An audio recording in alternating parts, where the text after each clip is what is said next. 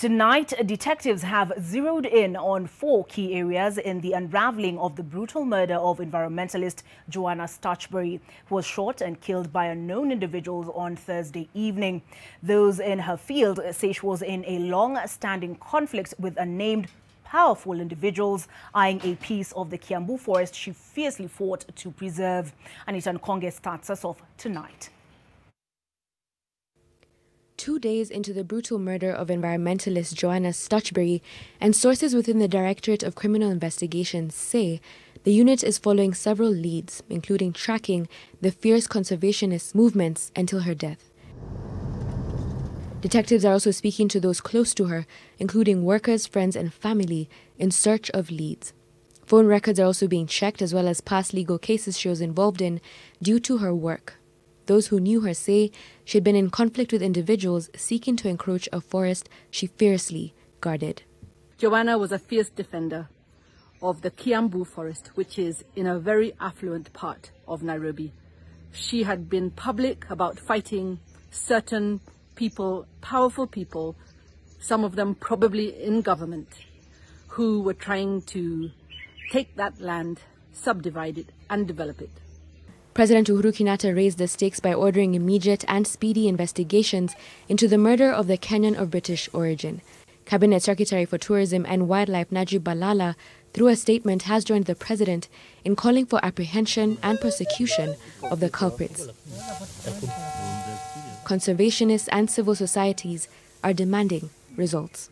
I'm personally so shaken to the core when it comes to this issue on the killing of Joannah, because Joannah could be any environmental activist. Who exactly is defending environmental defenders? And that is the question that we should all be asking ourselves. I join many other Kenyan conservationists in calling on the president to make good his promise.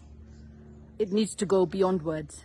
It needs to go all the way to arrests, convictions, and punishment of not just the killers, but the people who are paying these killers to disappear, kill, assassinate the defenders of our natural heritage. This is not the first time a conservationist has been brutally killed.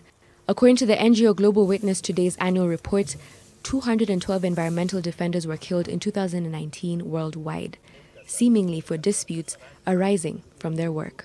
At least 2 or 3 environmental defenders that have lost their lives in Kenya over the last 2 years. The other person that lost his life back in 2018 was Robert Kiprotich, who was a Sengwe herder, and he was killed by KFS officers in the Embobut forest. But we've also had cases of Mr. Martins a couple of years ago in February 2018, who was a wildlife protectionist, and he was an investigator and spent a lot of his time and his own personal money essentially protecting our wildlife from poachers. And he was found dead in his home as well. And in a sense, those 2 cases still do not have anybody convicted. And we just wanted to make sure that this does not happen to Joannah Stutchbury. And this is happening at a time when our green spaces are diminishing at alarming rates. And when we condemn the developers, our lives end up being threatened. Environmentalists need to feel safe in their own countries, and Kenya is somehow proving otherwise.